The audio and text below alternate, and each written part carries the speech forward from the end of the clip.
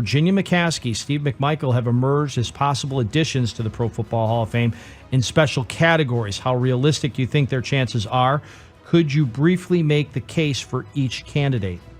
Well, I'll start with Virginia McCaskey. I mean, first of all, the fact that she's 100 is, we got to remind people of that this year she completed that. And then there was a great article on NFL.com by Coral Smith and just talked about, it was about Virginia McCaskey and just how she came about to be, the principal person for the Chicago Bears organization, because that position was supposed to go to her younger brother, George Halas Jr., but he passed from a heart attack. And then 4 years later, when George Sr. passed, she ended up getting the role of principal owner. So, I mean, since then, what she's been able to do, winning a Super Bowl a couple years later, I think she really has a strong case there for something like that to happen. As for Mongo, I didn't get to see him much. Obviously, I know about, what he did for this organization, what he did specifically for the city, how he mirrored the toughness and the grit of Chicago, and he did it every Sunday without question. But and that's how he made us feel.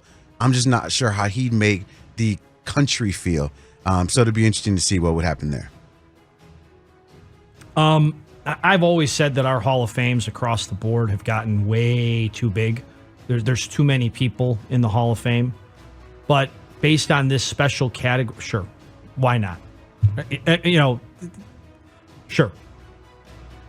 I don't believe that, if I'm being totally objective here, both you could make the argument in a way that is definitely sentimental and emotional because of what Steve McMichael is going through right now with ALS and how the battle has captivated a lot of Bears fans, and he's done it in a way that he kind of personified who he is and reminded people who he was as a player, and that's been great.